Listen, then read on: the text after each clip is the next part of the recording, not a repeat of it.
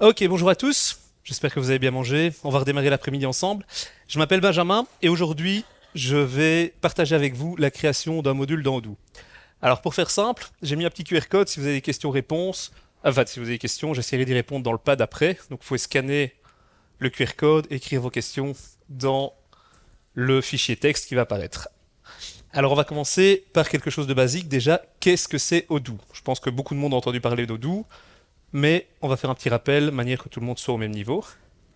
Alors Odoo, c'est une solution intégrée tout en un qui va permettre de répondre à peu près à tous les besoins de gestion d'une entreprise. On va avoir toute une série d'applications comme la comptabilité, les achats, la vente, l'inventaire, etc., qui vont pouvoir fonctionner chacune de manière individuelle ou qui vont pouvoir interagir l'une avec l'autre.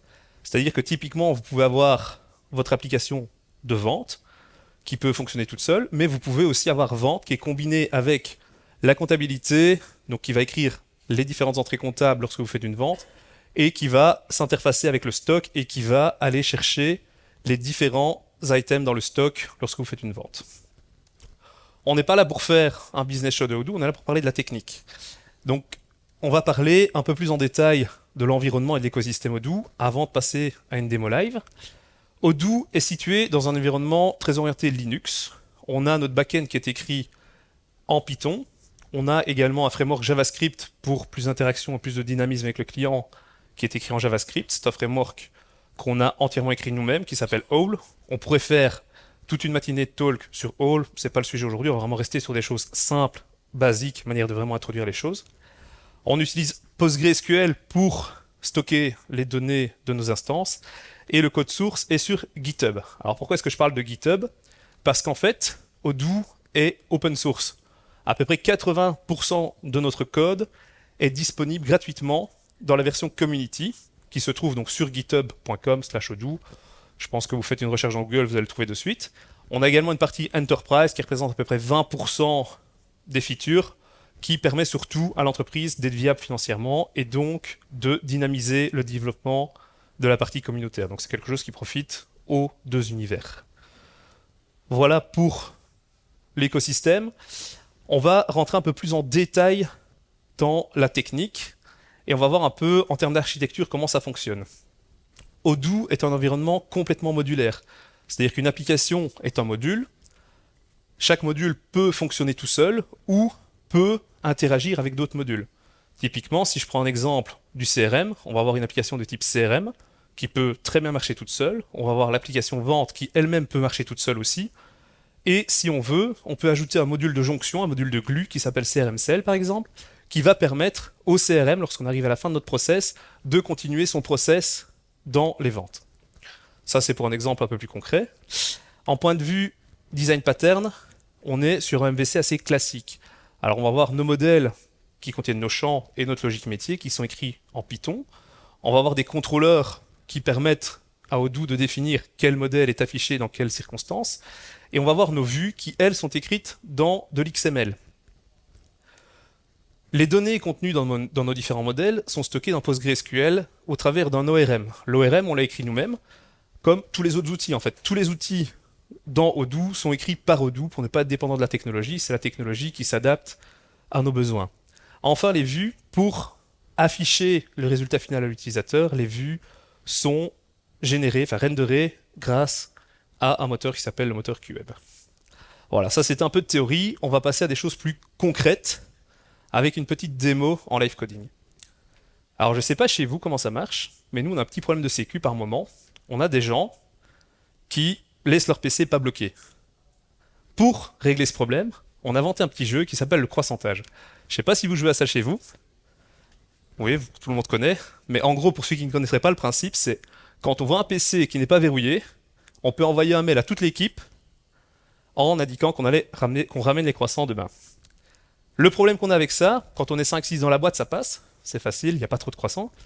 Le problème, c'est quand on est 40, 50, on a de plus en plus de croissants qui arrivent et on a des fois des croissantages qui se chevauchent.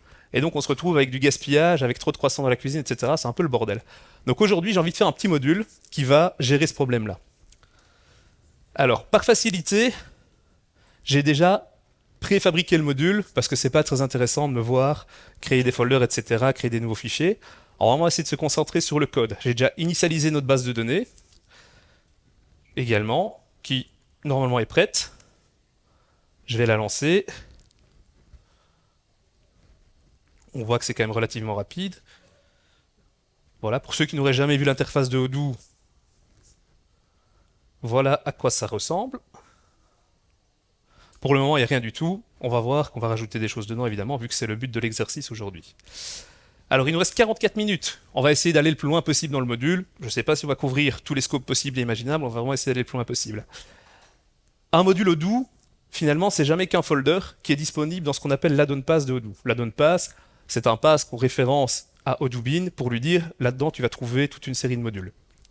Dans ces modules, donc typiquement ici le module croissantage, qui est un folder, on a un fichier qui est le manifest.py. Alors le manifest.py, c'est ce qui va permettre à Odoo d'identifier que ce folder en question est un module qu'il est capable d'exécuter. On va un peu s'intéresser à ce manifeste.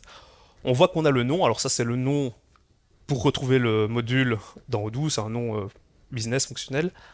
La version, on est ici sur une 18, c'est la dernière version en cours.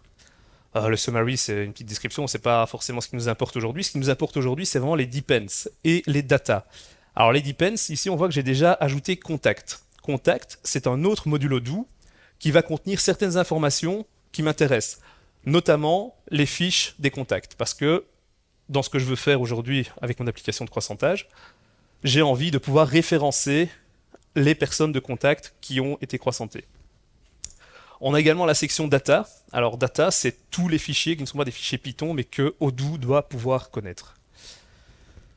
On a également ici le init.py, c'est ce qui permet de faire les imports des fichiers Python. Ça s'importe par module, un module étant un folder. Ici, on en a un également dans le folder modèle. Donc le folder modèle, ça va être tous les modèles Python qui contiennent du code Python, qui contiennent les champs. Ce que je vous propose, c'est de commencer par créer un nouveau modèle. On va l'appeler croissantage.py vu que c'est du Python. On va venir l'importer ici. Et on va écrire ce module ensemble. Alors, pour écrire un modèle dans Odoo, on va créer une classe qu'on va appeler croissantage. Et on va la faire hériter de notre package modèle avec S qui contient la classe modèle. Donc ce package, je dois l'importer. Import modèle. Ma classe en hérite et ici j'ai la classe qui peut contenir un modèle Odoo. Pour définir que cette classe est un modèle Odoo, on va ajouter une propriété qui s'appelle name.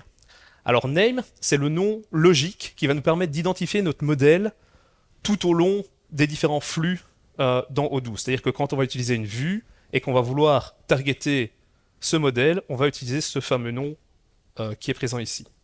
On va l'appeler myCroissantage. Et donc, on vient de créer un modèle. Jusque-là, rien d'extraordinaire. On voudrait bien maintenant y ajouter un champ. Un champ name, tout simplement, pour indiquer qui s'est fait croissanter. On va commencer par un champ de type char. Un champ string, un champ char, quelque chose d'assez simple. On va référencer également ici le package fields. Et on a notre premier modèle qui contient un premier champ. Si je lance ceci, il n'y a rien qui va se passer.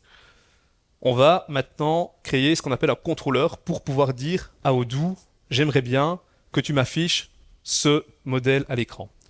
Alors, par convention, on crée ces vues, ces contrôleurs dans le répertoire view. On va appeler ça croissantage.xml. On va aller dire à Odoo qu'il doit aller chercher dans ce fameux fichier XML les différentes informations. Donc on va le référencer dans notre manifeste qui contient tous les champs, tous les fichiers statiques. Et dans ce XML, on va lui indiquer qu'il est dans un scope Odoo. Alors pour faire ça, j'ai un peu triché, j'ai pris des snippets. Je pense que c'est pas très intéressant de me voir taper des tags, donc on va essayer un peu plus vite. Le premier snippet ici va dire qu'on ouvre un tag Odoo et que tout ce qui est à l'intérieur, en fin de compte, est des éléments que Odoo doit interpréter. On a dit qu'on voulait créer un contrôleur. Donc on va créer ici ce qu'on appelle une action, ça s'appelle une action myCroissantage. Ça, c'est l'identifiant de l'action, donc c'est l'ID technique. On a ici le nom. Ici, c'est le nom logique qui nous permet fonctionnellement, je vais dire, d'identifier de quoi on parle. On va l'appeler croissantage. Ensuite, le res model. Donc ça, c'est le nom de notre modèle. Le nom qui est ici, donc myCroissantage. Il se retrouve ici dans res model. Ensuite, on a quelque chose d'intéressant qui est le view mode. Dans Odoo, on a toute une série de vues possibles pour afficher un modèle. Aujourd'hui, on va se concentrer sur les deux principales, les deux plus simples, qui sont la vue liste et la vue forme. On aurait pu rajouter le Kanban, le calendar, etc. On a toute une flopée. On va se contenter de la liste et de la forme. On a également un domaine. Alors le domaine, c'est quelque chose qui nous permet de filtrer ce qu'on affiche. Ça s'utilise à peu près partout dans Odoo. Ici, sur une action, typiquement, on aurait pu rajouter un domaine pour dire « je veux filtrer sur tel type de record ». C'est un peu avancé. On va pas se lancer là-dedans aujourd'hui, c'est un peu trop complexe. On va commencer par les bases. Pareil, le contexte, c'est quelque chose d'avancé aussi. Le help, c'est indicatif. Et donc, on a juste ici une action qui a été définie. Si je lance Odoo, il n'y a rien qui va se passer. Pour que quelque chose se passe, on va devoir indiquer à Odoo qui doit déclencher cette action. Alors, pour déclencher cette action, on va utiliser ce qu'on appelle un menu item. Alors moi, ce que je voudrais bien, c'est avoir une application dans le dashboard de Odoo que je vais appeler croissantage route, qui va être l'identifiant et qu'on va appeler croissantage. Si je lance ceci, je vais avoir un menu qui contient quelque chose de vide. Donc je vais devoir lui mettre un deuxième menu item qui est un sous-menu. Croissantage menu, croissantage également, on va faire les choses simples. Et dans ce menu item, j'ai plusieurs éléments, notamment les actions et les parents. Alors le parent, c'est simplement croissantage route menu pour dire que je suis l'enfant de ce menu. Donc on va avoir dans le menu principal une nouvelle app qui s'appelle croissantage. Quand je vais l'ouvrir, je vais avoir le sous-menu croissantage. Également ici j'ai l'action, et l'action en fait c'est simplement la référence vers l'action que je veux déclencher. Je vais sauvegarder. J'ai un dernier champ ici qui s'appelle groupe. Alors les groupes, ce qu'il faut savoir dans Odoo, c'est que pour accéder à un modèle, par défaut, personne n'a accès à ce modèle. On doit lui donner accès. Je vais expliquer ça de manière la plus simple possible, mais typiquement, on fonctionne avec un ensemble de groupes qui contient un ensemble d'utilisateurs. Un utilisateur peut évidemment se retrouver dans différents groupes, et un même modèle peut être accédé par différents groupes. On pourrait se lancer dans une explication bien complexe des différents groupes, etc. Aujourd'hui, on va se contenter de simplement dire que on donne accès au groupe base user, au groupe user, pardon, qui est le groupe de base dans Odoo, et qui contient avec tous les utilisateurs. On va se contenter de dire qu'on donne accès à notre modèle à ce fameux groupe, et qu'on lui donne accès en lecture, écriture, création et suppression. On a également la possibilité d'avoir une granularité plus fine avec ce qu'on appelle des record rules. Ces deux sujets-là, ça peut prendre des heures à en parler. On va vraiment rester sur quelque chose de basique. On va juste dire que les utilisateurs ont tous accès à notre modèle croissantage. On peut aussi, comme on le voit ici sur le snippet, dire que tel menu est restreint à tel groupe d'utilisateurs si on le souhaite. On va pas se lancer dans des restrictions, on va sauvegarder ça.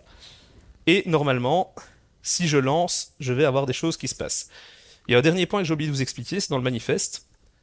Enfin, je vous l'ai expliqué tout à l'heure. On a un depends vers contact. Le fait d'installer notre module va également installer toutes les dépendances qui ne sont pas présentes. Donc ici, j'ai une dépendance vers le module contact. Quand je vais lancer mon installation, normalement, le modèle contact va s'installer également. Alors, c'est de live coding.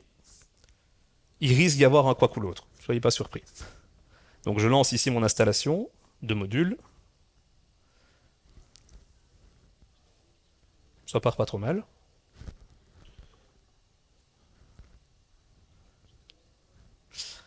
Voilà, ça part pas trop mal. J'ai juste oublié de référencer mon modèle access dans mon manifeste. Ici, j'ai installé le module. Je vais faire un -u et pas un -i pour faire un update de ce module. Donc à chaque fois qu'on fait une mise à jour d'un module, on fait un -u qui va mettre à jour notre base de données. Et si je recharge ma base de données à laquelle je suis déjà connecté, je vais avoir deux nouveaux éléments de menu qui apparaissent. On a les contacts, vu que dans le modèle croissantage, j'ai demandé qu'il me ramène les contacts, et on a notre menu croissantage. Alors croissantage, comme j'ai dit tout à l'heure, j'ai un menu et j'ai également un sous-menu qui est présent ici. Ce que je n'ai pas dit à Odoo, mais qui apparaît quand même, c'est que je voulais une vue liste et une vue forme. Je l'ai juste référencé dans mon contrôleur, mais j'ai pas créé de vue liste et j'ai pas créé de vue forme. On voit ici que par défaut, Odoo est capable de générer une vue liste et une vue forme parce qu'on lui a demandé de le faire. Donc ici, j'ai une vue avec rien pour le moment parce que j'ai pas encore créé de données. Et quand je fais new, j'ai un formulaire par défaut avec name parce que c'est mon seul champ actuellement sur mon modèle. Donc si je mets name test, je sauvegarde, je reviens, j'ai ma vue liste qui est mise à jour. Après, c'est pas uniquement ce que je veux faire. Là, pour le moment, j'ai un champ name, mais je voudrais bien avoir un contact qui lui est lié. Alors, pour lier un contact à mon modèle, je vais éteindre le serveur. Je vais aller sur mon modèle, je vais rajouter un champ que je vais appeler partenaire. Partner parce que le nom technique du modèle, c'est RESTPartner. Il y a plusieurs moyens de le trouver, je vais vous montrer juste après. Partner ID par convention parce qu'on est sur l'équivalent d'une clé étrangère. Et ce champ va être de type many to one. Alors many to one, donc ça va générer une clé étrangère vers un menu un modèle res.partner. Je vais recharger mon application.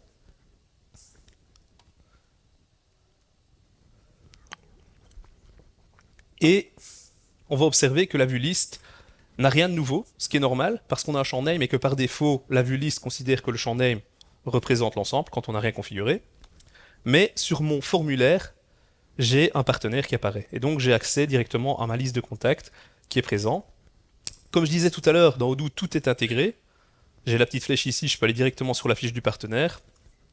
Je peux lancer même des recherches plus avancées sur les partenaires. Donc tout est intégré juste grâce au fait d'avoir mis un many-to-one vers ce modèle. Alors c'est pas tout, c'est bien, c'est marrant, mais moi j'aimerais bien avoir la date à laquelle on s'est fait croissanter et la date à laquelle les croissants ont été ramenés.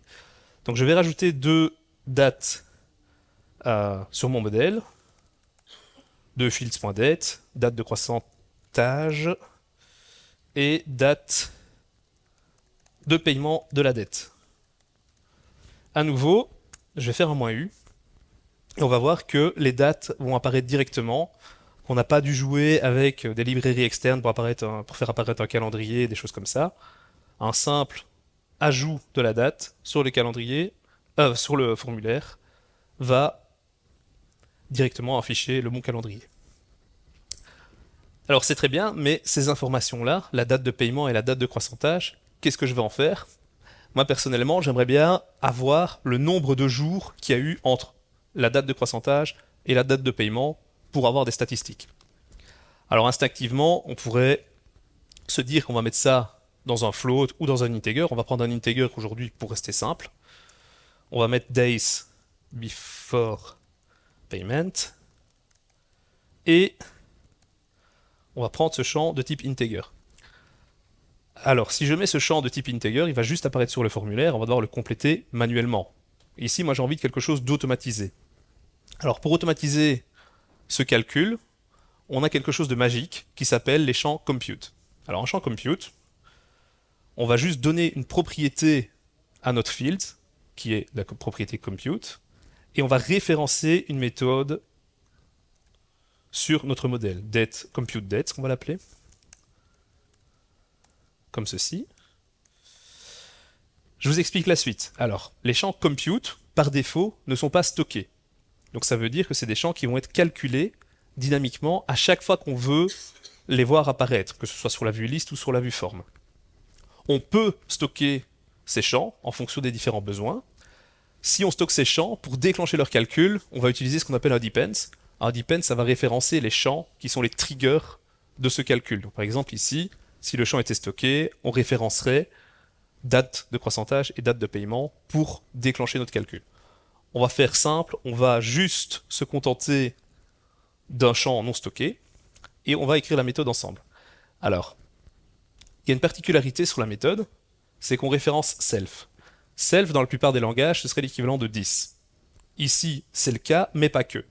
En fait, quand on est sur un seul et unique record, donc sur un formulaire typiquement, on va avoir le record lui-même. Par contre, lorsqu'on est sur une vue liste, qu'on a plusieurs enregistrements, self va représenter non pas l'enregistrement lui-même, mais l'ensemble des enregistrements. Ça veut dire qu'on va devoir boucler autour de ces enregistrements pour savoir duquel on parle. Donc je vais faire une boucle for record in self, et au niveau de record, je vais ajouter l'assignation de ma variable.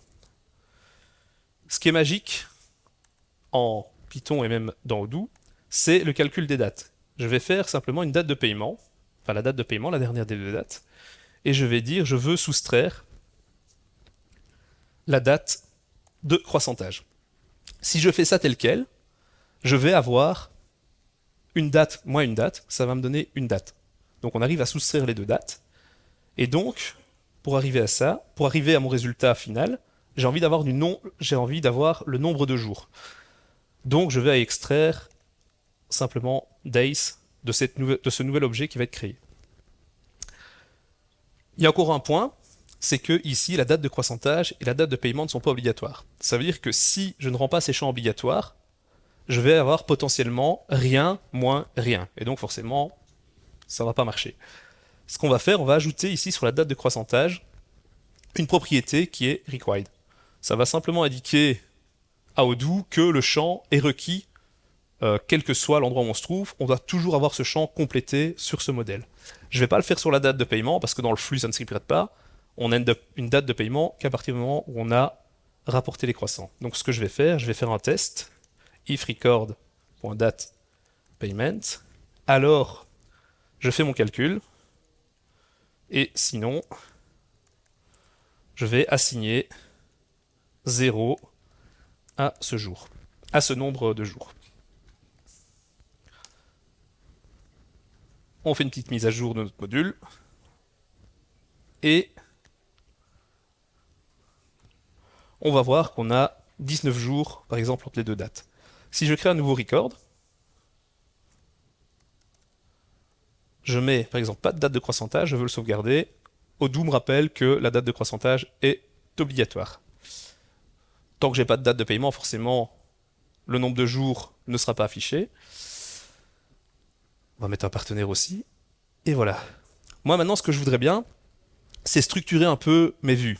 J'ai ici une vue liste qui contient uniquement le champ name et un formulaire qui contient tous mes champs, mais un peu à la queue leu-leu, comme ils sont venus. On va créer nos propres vues, et on va voir à quel point c'est rapide et à quel point c'est simple. Donc je vais fermer mon serveur, et dans mon XML, je vais venir rajouter une vue forme, que je vais appeler my croissantage, de type vue forme. On voit ici qu'on a l'ID technique, le nom, et on voit surtout qu'on a le modèle. Donc le modèle my.croissantage qui est le modèle, le nom logique qu'on a défini sur notre modèle. On voit aussi qu'on a ici le champ arch. Alors le champ arch, c'est celui qui va vraiment contenir l'architecture de notre vue. Ici, on est dans le cadre d'une vue forme, donc on va avoir un tag form, un tag sheet pour dire je suis dans la partie principale de ma vue, plus des groupes, ici c'est plus pour structurer, donc on va mettre tout comme ceci. On va mettre des groupes, on va venir dire que j'ai un champ de type name. Dans la deuxième colonne, on va dire qu'on a un champ de type partner ID. Et on va dire qu'on veut aussi, je vais faire un copier-coller, ça ira plus vite. On va dire qu'on a notre champ date de croissantage d'un côté et le champ date de paiement de l'autre. Je vais relancer, on va voir que le formulaire va être structuré différemment. Donc je rafraîchis. Voilà, on voit que c'est structuré, on voit que je n'ai plus le nombre de jours. Moi, ce qui m'intéresse, c'est que le nombre de jours ne soit pas présent sur le formulaire, mais qu'il soit juste présent à titre indicatif sur ma vue liste. Donc pour ça, je vais faire à peu près la même opération et je vais créer une vue liste. Voilà. Je vais juste changer tree en liste parce qu'on est en V18. Donc jusqu'à la V17, ça s'appelait un tree. Depuis la V18, ça s'appelle une liste. Les snippets sont pas encore à jour. Et là-dedans, je vais simplement venir dire que je veux mettre le name, le partner ID, donc le champ de la personne qui a croissanté, et le nombre de jours de paiement. Je vais relancer, je vais mettre à jour.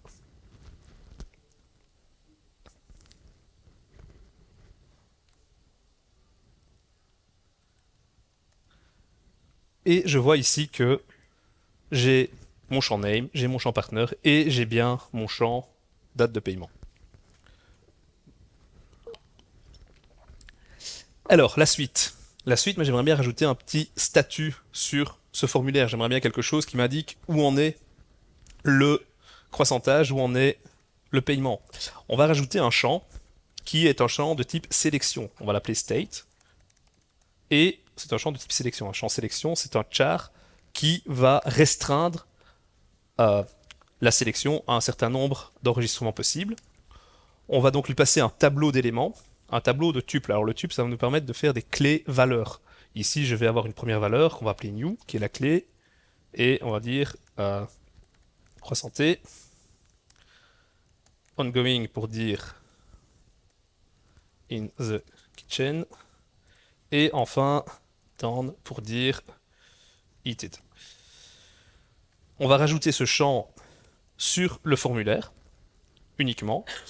Mais par contre, j'aimerais bien de l'avoir, non pas en plein milieu du formulaire, j'aimerais bien avoir quelque chose d'un peu plus visuel, un peu plus smart. Et donc, je vais l'ajouter dans ce qu'on appelle le header. Le header, ça va rajouter une section à notre formulaire et ça va ajouter notre champ en haut. Donc voilà, state, il est dans le header. Je vais relancer mon serveur, je vais rafraîchir ma page et on va voir qu'on a une section en plus qui est là-haut et qui contient effectivement notre formulaire. Après, c'est pas très joli. Moi, j'aimerais quelque chose de plus graphique, de plus visuel. Je vais utiliser une des particularités d'Odoo qui est le widget. Alors, le widget dans Odoo, ça va permettre de changer le comportement par défaut d'un champ. On va donc utiliser ce qu'on appelle un widget. On a toute une série de widgets dans le code de base de Odoo qui sont facilement trouvables vu que le code est open source, donc il suffit de naviguer dans le code et on tombe dessus. On peut également écrire ses propres widgets en JavaScript. Donc ici, je vais utiliser status bar, qui est un widget assez fréquent dans Odoo, et je vais lui passer comme option qu'il est clickable. Alors clickable, c'est une option qu'on lui passe. On peut passer des options au widget, on n'est pas forcément obligé à chaque fois, mais ici on a l'option clickable. Ça va rendre le champ simplement cliquable. On va faire un "-u, et si j'ai pas fait de faute de frappe, ce qui peut arriver, on devrait avoir quelque chose d'un peu visuel, un peu sympa qui va apparaître. Voilà, on a ici un widget un peu plus, enfin, une vue un peu plus sympathique de notre champ. On peut directement sélectionner les différents états et les modifier à notre guise. On voit aussi que, comme on ne l'a pas rajouté sur la vue liste, il n'apparaît pas sur la vue liste, il reste que sur la vue forme. Alors pour la suite, je vois ici que j'ai un partenaire qui a différentes caractéristiques. Je vais relancer le serveur plutôt. Et on va aller voir les différentes caractéristiques de ce partenaire. On ouvre et on arrive ici sur la fiche contact. Sur la fiche contact, on voit qu'on a par exemple le numéro de téléphone, l'adresse email, le site web, etc. On a également ici la ville. Et moi j'aimerais bien en fait avoir la ville qui se retrouve également sur la fiche de pourcentage. Pourquoi la ville? Pour savoir dans quelle boulangerie il va potentiellement aller. Pour faire ça, instinctivement, d'après ce qu'on a vu, on pourrait se dire qu'on va refaire un champ compute.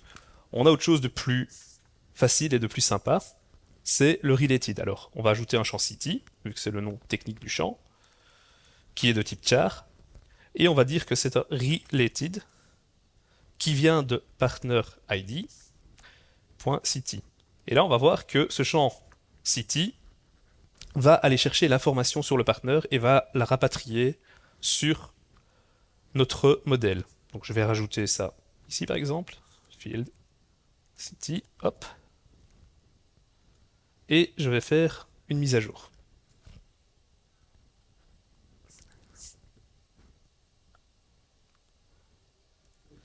Je relance mon serveur et je vois ici que j'ai bien la ville de notre partenaire.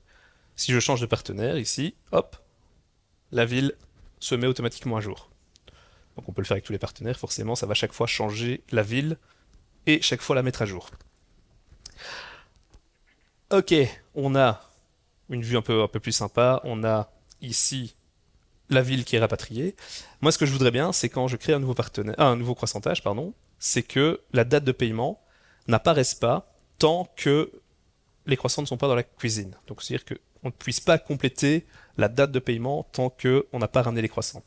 Pour ça, on a quelque chose, un mécanisme assez simple. C'est sur notre champ, enfin sur notre field, on peut simplement venir mettre une petite propriété qui va être invisible et qui va nous permettre d'injecter une petite expression Python. Donc ici, je vais faire state. Donc le champ va être invisible tant que le state est égal à new. New étant une des valeurs de notre sélection. Je vais reloader.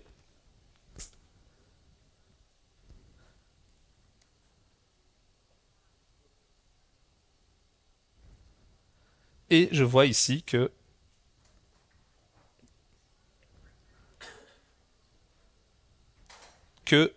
je n'ai plus mon champ qui apparaît.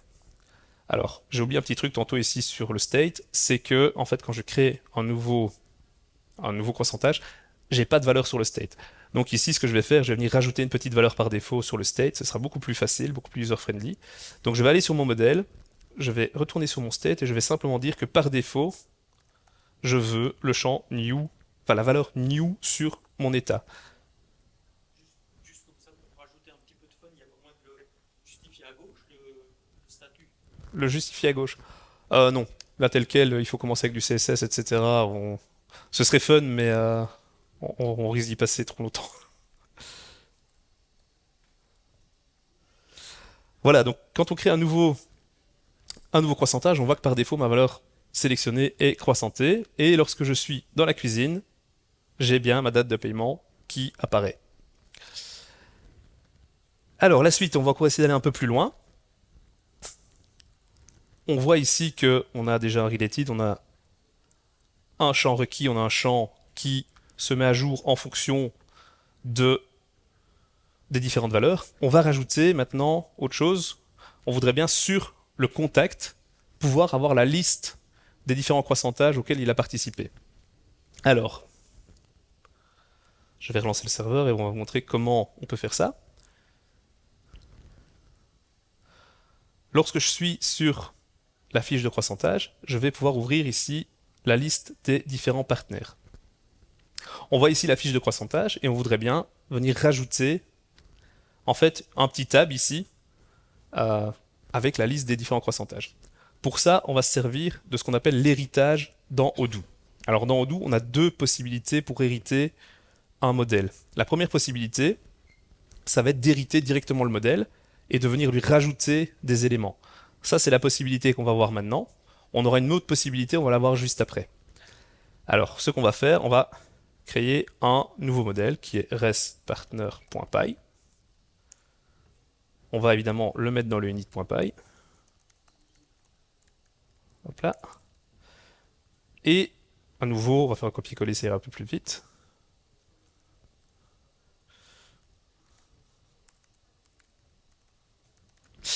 On va venir donc hériter de notre champ respartner.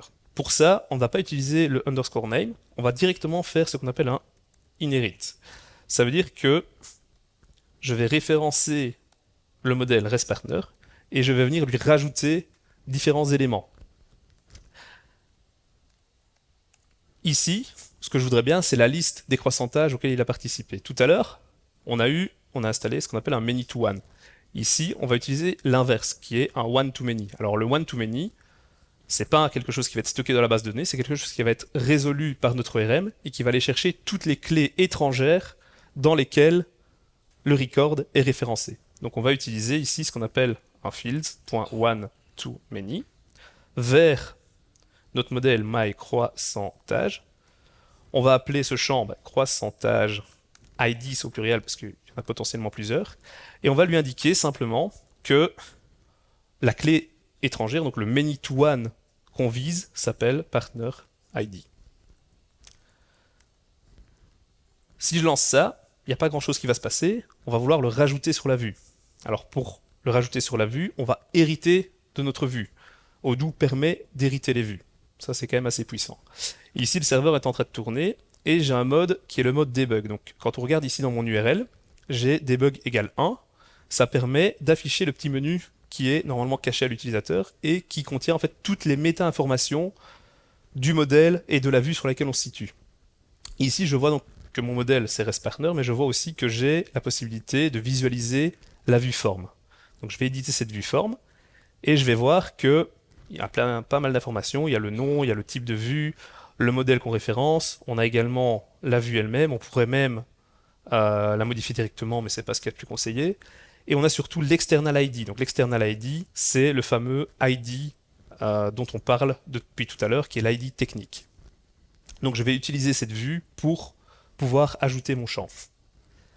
Pour faire ça, je vais rajouter simplement un autre fichier XML qui est respartner.xml. Même principe que tout à l'heure, Odoo. La différence, c'est que maintenant, je vais faire un inherit. Donc, je vais l'appeler resPartner. Le modèle va s'appeler res.partner. Et on peut constater qu'on a à peu près les mêmes champs que tout à l'heure. Donc, on a l'ID technique, le nom, le modèle qu'on référence. Et on a ici quelque chose qu'on n'avait pas tout à l'heure qui est l'inherit ID. Donc, l'inherit ID, ça va être cette référence-là, qui est, dans notre cas, base.viewPartnerForm.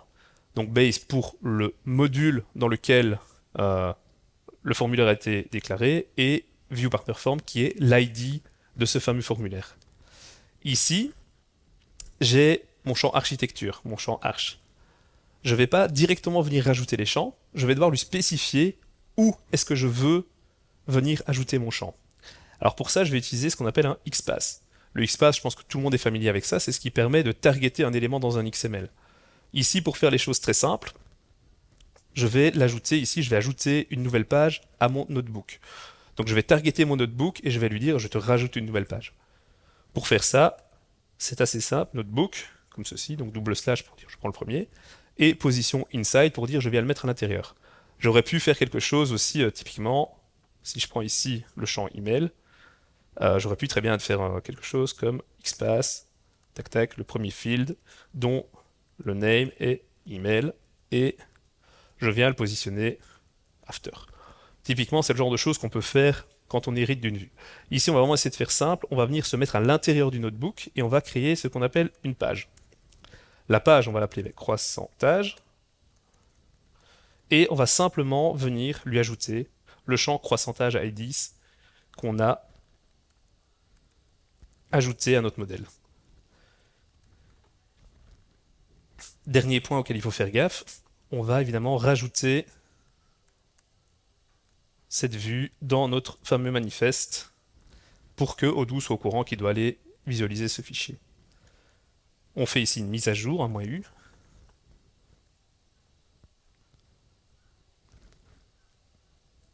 Voilà, il faut quelques secondes. Et on va encore revenir sur un petit point, c'est les droits d'accès. Ici, tout à l'heure, j'ai ajouté un droit d'accès à mon nouveau modèle, mais ici, comme j'hérite d'un modèle, j'hérite également de ces droits d'accès. Donc comme j'ai déjà accès à ce modèle, je ne dois pas m'en tracasser pour cette partie-ci. Alors, si j'ai bien fait les choses, quand je rafraîchis ma page, on voit ici un nouvel onglet qui apparaît, croissantage, et on voit que j'ai ma liste de croissantage, et on voit qu'en fait, c'est exactement la même vue, liste, que j'ai sur mon application croissantage. On peut, à partir de là, ajouter différents éléments, la date. Bon, le partenaire par défaut, évidemment, c'est celui qui est sélectionné. On sauvegarde et on est parti. Et donc, évidemment, quand on revient à la page initiale, on voit que notre élément a été enregistré. Il y a un dernier point que je voudrais bien vous montrer, une deuxième partie de l'héritage. Tout à l'heure, on a fait un héritage en venant rajouter quelque chose à notre partenaire. Ici, je voudrais vous montrer le deuxième type d'héritage, qui est un héritage qui va non pas ajouter quelque chose à un existant, mais qui va se servir de l'existant et qui va le rapatrier sur son propre modèle. Je ne sais pas si vous avez vu tout à l'heure, dans la fiche partenaire, on a ici sur le côté un petit truc qui s'appelle un chatter. Alors ce chatter, dans Odoo, il est défini dans un modèle qui s'appelle MailThread. Ce qu'on va faire ici, on va hériter de MailThread, mais on va hériter de MailThread en plus de définir notre modèle. Donc ici, si je prends ResPartner, on a juste inherit ResPartner pour dire j'hérite de ResPartner et je rajoute quelque chose. Sur croissantage, on a name égale myCroissantage et on va avoir inherit de mail.thread. Donc il y a quand même une grosse nuance, c'est que sur le partenaire, ici, j'ai hérité, j'ai ajouté quelque chose, et ici, j'ai hérité, mais j'ai ramené quelque chose sur mon modèle. Alors si je lance juste mon instance comme ça, il ne va rien se passer. Je vais retourner sur mon XML et je vais dire que je veux rajouter ce fameux chatter. Alors, j'ai ici un snippet chatter. Ça, c'est jusqu'à la version précédente, la version 17. Mais je l'affiche quand même pour vous montrer ce qui se passe. En fait, sur Croissantage, j'ai pas défini message IDs, j'ai pas défini activity IDs et j'ai pas défini message follower IDs. En fait, c'est des champs qui sont rapatriés grâce au fait qu'on a hérité MailThread. Tout à l'heure, je vous ai parlé également d'un framework JavaScript qui s'appelle Owl. Et en fait, grâce à Owl, depuis la version précédente, on est capable de faire des warpers de code comme ceci. Donc maintenant, pour appeler le chatter, on appelle simplement un tag chatter. Je vais relancer mon serveur. Et si j'ai pas fait de frappe, on devrait avoir un chatter qui apparaît sur le parti croissantage. Lorsque j'ouvre, normalement, voilà, j'ai quelque chose ici sur le côté qui va me permettre de faire pas mal de trucs cool, comme par exemple loguer une note. Voilà, je suis une note par exemple, hop, je la log. Ça c'est sympa, c'est pratique, mais on a surtout quelque chose de très pratique, c'est l'envoi de mail. On pourrait dire j'envoie un mail à telle ou telle personne, et lorsque cette personne va me répondre à mon mail, le mail de réponse va venir dans ce chatter. Donc si je fais coucou ici, j'ai pas de serveurs mail qui sont configurés en local, mais typiquement, la personne à qui j'ai envoyé un email va recevoir le mail, et si la personne fait répondre à cet email, le mail va venir se mettre à la suite, et donc on a un suivi de la conversation. Voilà, voilà. On arrive à la fin du live coding. Est-ce que vous avez des questions? Je ne sais pas si vous voulez rescanner le QR code ou si vous aviez des questions. On a encore 7 minutes si vous voulez poser des questions. La gestion de tout ce qui est base de données, c'est automatique la veille ou c'est quelque chose que vous avez préparé à l'avance? Alors la gestion de la base de données, c'est automatique dans le sens on a un ORM qui va aller sauvegarder les différents éléments dans la base de données et lorsqu'on crée ou qu'on rajoute un champ, l'ORM est assez malin pour venir créer ce champ dans la base de données. Il va parcourir les fichiers Python et il va faire toute la partie alter table. Il n'y a jamais d'intervention dans l'SQL derrière. On a très très peu d'interventions en SQL, c'est vraiment des cas très très rares et très spécifiques. On peut indexer un champ, tout simplement. Je vais retomber sur le truc. Voilà. Typiquement, bon, ici c'est pas le cas, mais on aurait pu très bien dire, ben, je veux que le champ date ici soit indexé. Un champ dans un fichier Python va automatiquement ajouter le champ dans la base de données. Exact. Et on peut même rajouter des index. On peut rajouter des index un peu plus complexes à faire, mais on peut rajouter des index sans aucun problème. Et une mise en production, la mise en production, l'ajout du module Va automatiquement ajouter les champs et dans certains cas, on fait ce qu'on appelle des scripts de migration qui sont intégrés dans le module. Et donc, si on, par exemple, on renomme un champ, par exemple, on va avoir un script de migration qui va dire bah, ce champ-là devient ce champ-là. Et Odoo est assez malin pour le faire tout seul comme un grand, quoi. Je vais regarder le pad s'il y a des questions. J'en ai une vocale, Oui, si vous vas-y. voulez. Je voulais savoir si on a de la logique complexe de validation qui ne rentre pas dans le XML, ou est-ce qu'on peut en mettre? Alors, il y a différentes possibilités. Il y a un truc qui est tout à fait prévu. On a par exemple ce qu'on appelle des contraintes. J'ai pas été si loin dans la démo parce que on risque de déborder, mais on a ce qu'on appelle dans le package API, on a ici ce qu'on appelle une API.constraints. Et donc on va dire, on va triggerer par exemple sur le champ, je vais prendre un champ au hasard, je vais prendre le champ state, avec la même logique que le compute, donc simplement def constraints state. Si je suis sur un record dont le state, par exemple, serait égal à down, alors je pourrais très bien faire un raise validation error, value error, tout simplement, et mettre mon message d'erreur à l'intérieur, par exemple. Je vais pas le lancer parce que là, ça n'a pas de sens fonctionnellement quand on arrive sur Dawn d'avoir une erreur, mais on peut faire des choses comme ça, on peut ajouter des contraintes. On a une autre possibilité, on peut même faire ce qu'on appelle des SQL constraints. Là, typiquement, on peut faire des SQL constraints, comme ceci. Et là, on peut faire des uniques, le nom de son champ. Typiquement. J'ai pas la structure en tête, je vais à chaque fois retourner la voir, mais voilà, dans l'idée, on peut rajouter des contraintes, même au niveau SQL. Voilà. Je sais pas si vous avez d'autres questions, d'autres demandes, d'autres remarques. Ok, parfait. Des choses que vous voudriez voir pour ceux qui connaissent Odoo, qui... Ok, bah c'est parfait alors. Merci à tous.